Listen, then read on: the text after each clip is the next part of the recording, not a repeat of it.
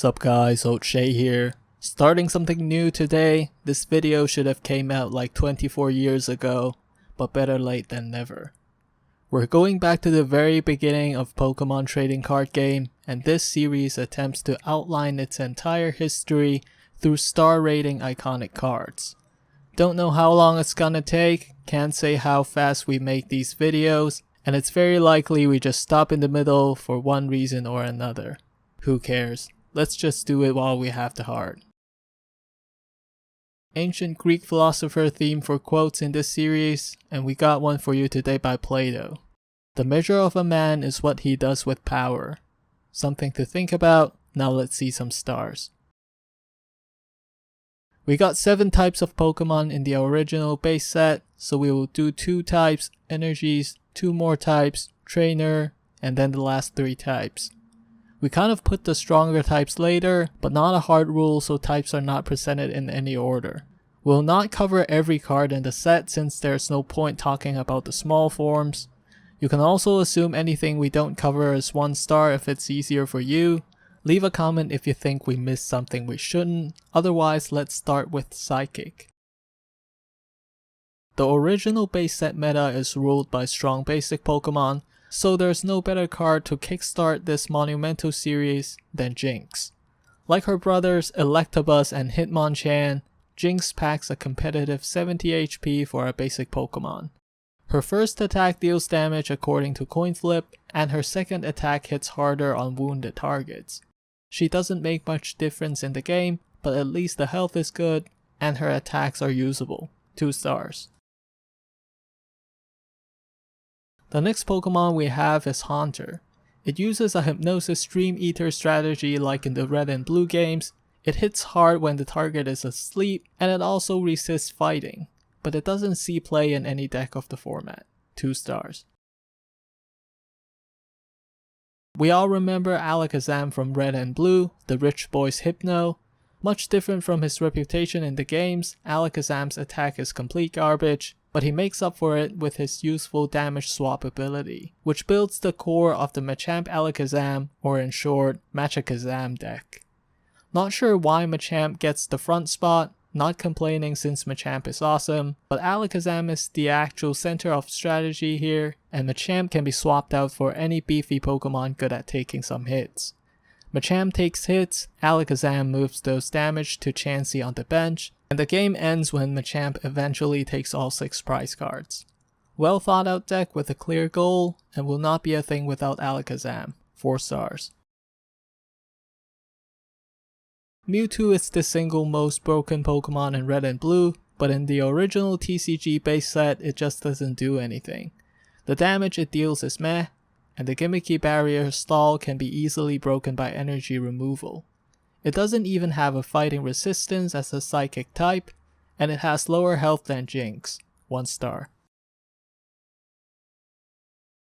Next up we move on to Grass type, and our first Grass type is Metapod. Metapod is the strongest Pokemon ever made to exist. Some call it God in disguise. We believe it created the existence of us all. It's perfect in every aspect of gameplay and more. Too good in every way possible. Just perfect. Period. 1 star.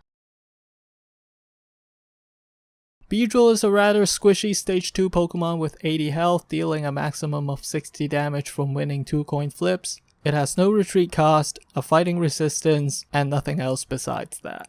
1 star. Another final form of early game poison type in the video games, Nidoking inflicts Toxic on the opponent. Toxic deals 10 more damage between turns, not significant, any status condition based strategies are not relevant. Cool art with holo rare print, but not a chance in competitive play. 1 star. The first stage 2 starter we cover, also our starter of choice in the video games, Venusaur packs the interesting Energy Trance ability to move around energies on our side of the board as often as we like. This pairs well with the healing from Pokemon Center, and the stable 60 damage output is solid. Doesn't see play in competitive, but has potential if he gets better cards to pair with. 2 stars. A short break from Pokemon, let's look at some energies. Nothing to talk about for basic energies, they do nothing special, but we can't play without them. 3 stars. Double colorless energy, often referred to as DCE, is the raw form of energy acceleration, and we know the card is good since its cousin, double turbo energy in future formats, does the same thing with a 20 damage reduction on its Pokemon's attacks. 4 stars.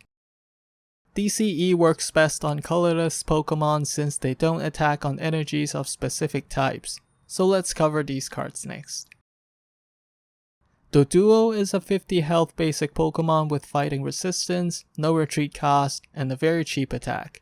Kinda sucks it deals coin flip damage, but its merits earn a spot in the meta as a tech card against fast fighting types. 3 stars. Raticate bites away half health from the target. The effect sounds scary, but the other attack hits too little to finish fights that matter. 1 star. Porygon is too squishy. Changing weakness of the opponent could have been useful in future formats with multi-prize knockouts, but the card is just bad in its time. 1 star. Farfetch'd works like Doduo, same health, same resistance, better damage output, but higher retreat cost. Overall the same tech role it fills against fast fighting threats. 3 stars. No idea how this Pidgeotto is rare, it has 10 more health than Doduo and Farfetch'd, same resistance, gimmicky gust effect on its attack, but it's stage 1 so never sees play over those two. 1 star. Dragonair somehow resists Psychic, but Psychic attacks are not a thing in the original base set format, so not useful. The high cost attacks are meh, so won't see play despite benefiting from DCE. 1 star. Clefairy is the cutest Pokemon ever, super proud of her making it into Holo Rare. Metronome has potential, but it's a bit too expensive and Clefairy is too squishy to make any meaningful use of it. The fighting weakness sucks. 1 star. Despite the same fighting weakness, Chansey is a different story from other normal types for her whopping 120 health alone. It also deals very good damage with 2 DCEs, it sees play in a lot of meta decks to stall turns, just a solid Pokemon overall. 4 stars. Next up is Water. When we talk about Gen 1 Water types, we have to talk about Misty, and when we talk about Misty, we can't not talk about Starmie. Starmie is a common card in the base set despite being fully evolved, just an underwhelming card overall. Unlike its broken presence in the video games, not redeemable. 1 star. Dugong is an okay water type attacker overall. It hits 50 damage for 3 energies as a stage 1 with 80 health. Would have seen more play if not overshadowed by something better. 3 stars. Poliwrath hits like a worse Blastoise and does not have the Rain Dance ability.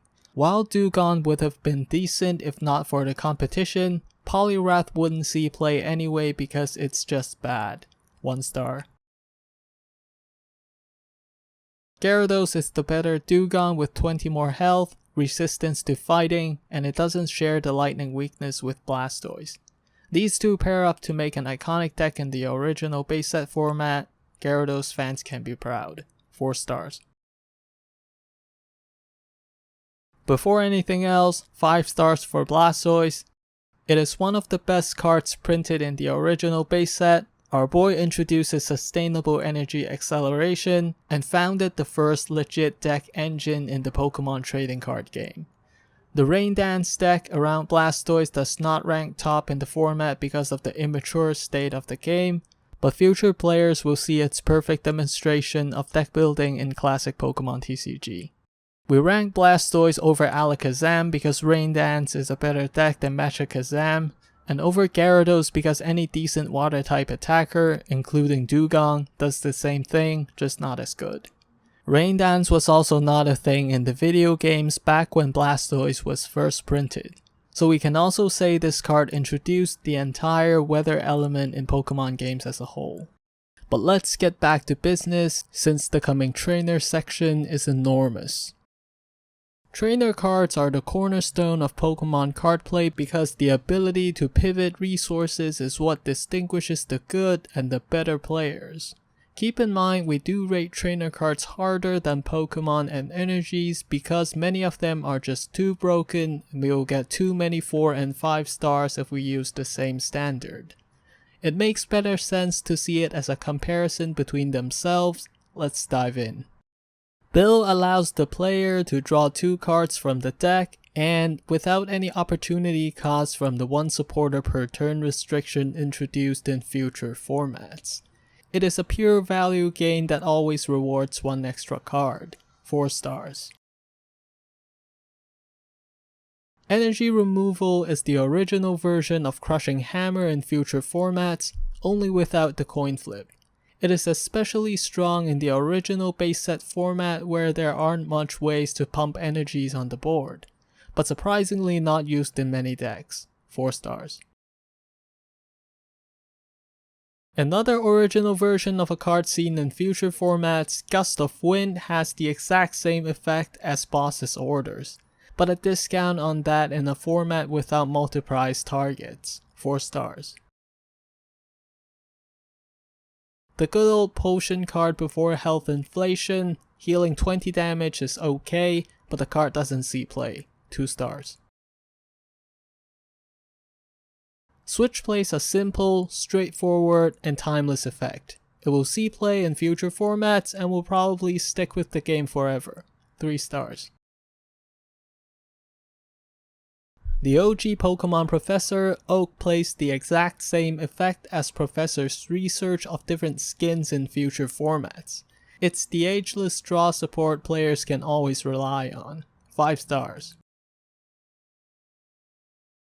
The first tool card ever printed in the Pokemon TCG, Defender reduces damage done to the Pokemon it attaches to. Works similar to Potion, but this card adds health above full HP, so slightly better. Also worth noting is the effect also works on recoil damage, so another edge over Potion, 3 stars. Energy Retrieval is a recycle card to fish back energies in the late game, also handy in situations where players don't get anything to attach, and useful to boost energy count on hand for Blastoise. Would have given it 4 stars, but it sees play in all 4 legit decks of the original base set format, 5 stars. Like in the games, full heal cures Pokemon from status conditions, except it also removes confusion, which it only started doing from Gen 2 onward. Don't think it's any good in the card game since conditions get removed upon switch out anyway, but this actually sees play in one of the 4 decks, 2 stars. Maintenance shuffles 2 in the deck to draw 1 doesn't seem good to us, but it does see quite some play, 3 stars. The offensive sibling to Defender plus power gives an extra damage boost on the turn it's used. Given how strong power tablets from Fusion Strike Mew are in future formats, we can expect similar game influences from this card, 4 stars. Revive brings back basic Pokemon with half health to the bench, might be useful on strong basic attackers like Zapdos? Doesn't see any play, 1 star. An enhanced version of Potion, Super Potion heals 40 at the cost of 1 energy. 40 is a pretty big chunk in the original base set format, and since Hyper Potion sees play in future formats after health inflation, this card at least deserves to be rated okay, 3 stars. Pokemon Center removes all damage at the cost of all energies on healed Pokemon. It plays well with Alakazam and also has potential with Venusaur, 3 stars. Imposter Professor Oak is a rather gimmicky meme card, doesn't help at all unless we know the opponent has a really good hand or has more than 7. Hand disruption is cool, but this is not the way to do it. Better card coming next. 2 stars. Last is the right way of hand disruption. Play all our trainer cards, strip the opponent of theirs, and bully them with board advantage. We also get to see if they have energies and higher stage Pokemon in hand, so we get a better idea of what they plan to do next. Just a very strong card. 5 stars. Pokemon Breeder has the same effect as Rare Candy in future formats, just a different supporter looking skin. This definitely sees play in evolution decks, but has absolutely no use in basic heavy decks. 3 stars. Any search card with reasonable cost is at least decent, and Pokemon Trader is great as a loosely better version of Ultra Ball in future formats. Card designers probably did not realize the power of card search. 4 stars. Should be quite obvious now, trainer cards are the best cards in the original base set, and Item Finder fishes a trainer card of choice from the discard pile. Can be anything from Professor Oak to Plus Power, very handy, and used in all top decks. 5 stars. A rather weird older design of the future Scoop Up net. This Scoop Up card without the net discards all other cards attached to the basic, which we suppose include any evolutions on top? Question mark. This does see play and can be used like Scoop Up net as a way to switch Pokemon around. 3 stars. The super enhanced version of base set trainer cards tend to double the effect of its base form for the cost of an energy. Super energy removal is no exception, but unlike Super Potion, which is a better card than Potion, it doesn't really stand out from energy removal, which is a pretty strong card by itself even without the super. 4 stars. Computer Search is without question the best card printed in the original base set. It is so strong they reprinted the card in the future with a one only in each deck restriction called Ace Specs. As we've said before, card designers back then probably overlooked the power of card search. Can't blame them for that.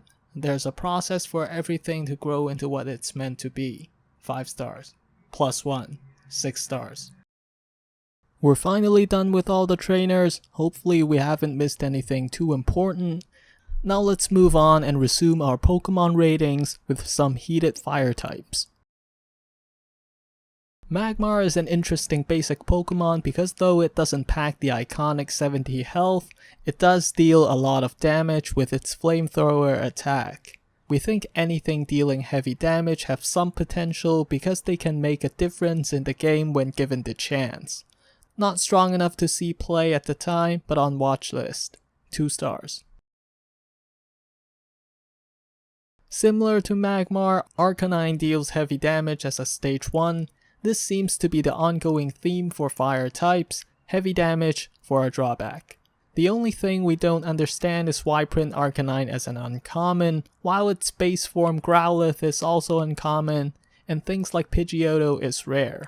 Anyway, some potential but lacks decent support to shine. 2 stars.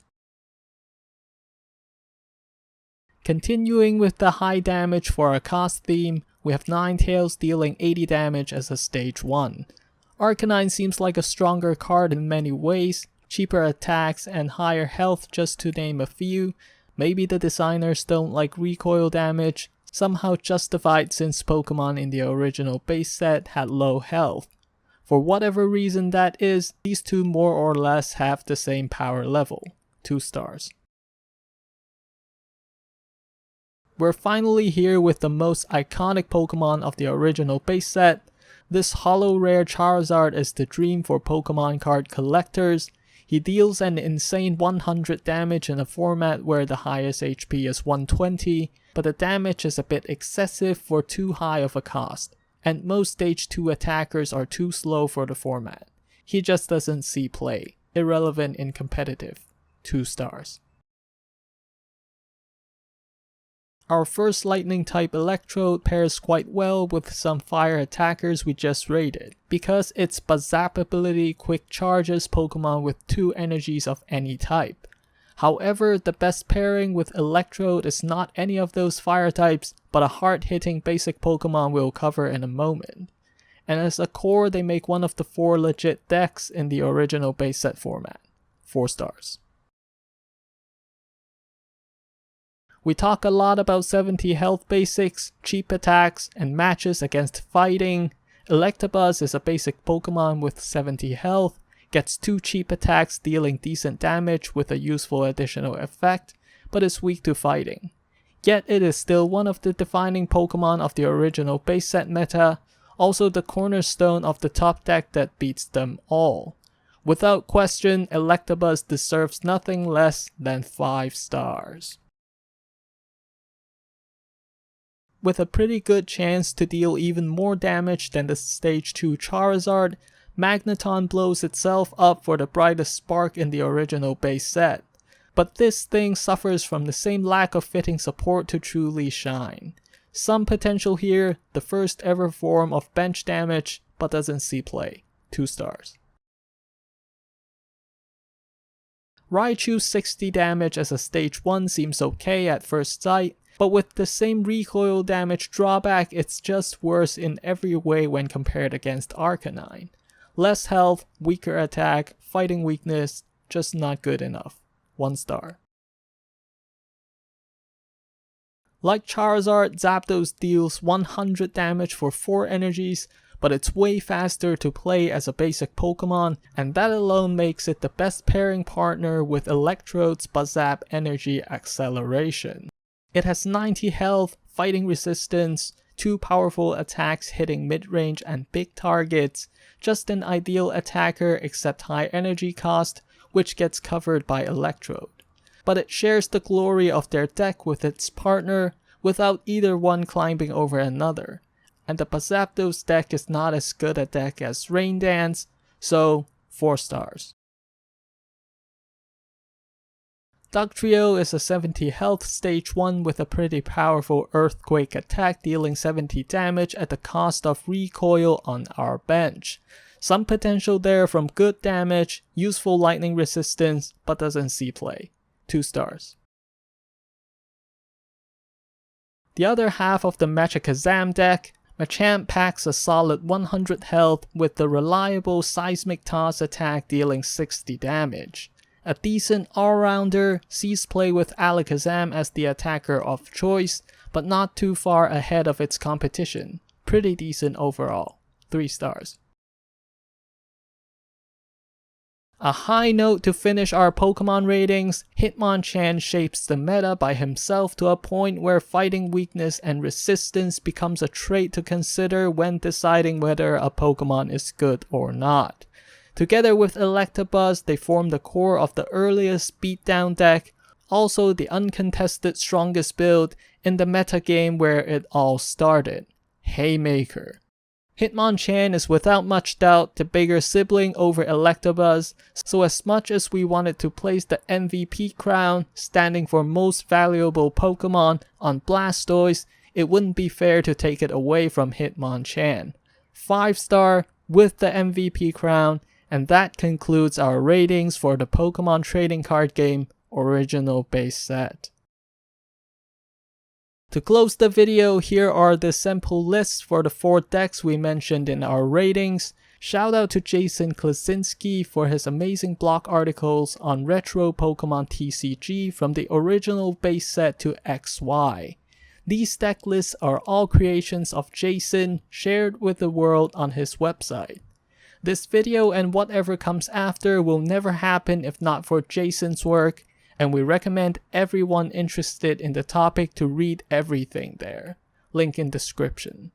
This Machamp Alakazam deck you see here, or what we refer to as Magic-Kazam, plays with the Stage 2 Machamp in active with a bench of Alakazam and as much Chanseys as we can find. Machamp takes hits very well with his thick 100 health, and Alakazam swaps any damage counters piled on Machamp to the Chansey receptors chilling on the bench. Despite quite impossible to happen, but in case the Chanseys run low on health, we can play Pokemon Center to heal off all damage counters for no cost because the Chanseys never get energies attached and Machamp does not keep any damage with the help of Alakazam. Machamp deals a respectable 60 damage with Seismic Toss every turn, and the opponent will eventually lose all their prize cards over turns of solid output. The major drawback of this deck is the time required to set up multiple lines of Stage 2 Pokemon on the board, but stalling is what Chansey does best, and Doduo helps dealing with Hitmonchan on the other side. The Zapdos deck maxes out its offense to the extent of giving prize cards for more power and speed, truly representative of a lightning strike. The deck starts dealing massive damage from as early as turn 2, assemble Zapdos and Voltorb on turn 1, attach a lightning on Zapdos, evolve Voltorb to Electrode on turn 2, but zap 2 energies on Zapdos, attach 1 more, and we can start wiping the opponent's board with Zapdos Thunder attack. Bit tricky against 70 health basic targets like Hitmonchan and Electabuzz since they survive Thunder with 10 health, but the deck plays 3+ powers to close that gap. Voltorb is quite vulnerable against Hitmonchan, but that's what Doduo is for, and Zapdos can also tank some punches with its fighting resistance. We think the deck can make use of Super Potion like how Duraludon VMAX benefits from Hyper Potion in future formats, but this is Jason's list and it's perfect as it is. Our favorite deck in the original base set format, Rain Dance plays around the Blastoise Gyarados core, though it will work just fine with any decent water type attacker in Gyarados' place. Blastoise accelerates energies on Gyarados, which deals a solid 50 damage for 3 energies and is not weak against lightning but grass instead, so takes neutral damage from Electabuzz and has a fighting resistance against Hitmonchan. Not much to say about this deck, it's vintage Pokemon deck building, and forcing words on such a piece of art defies the law of nature. To finish, we have the best deck in format, the strongest deck to beat, Haymaker.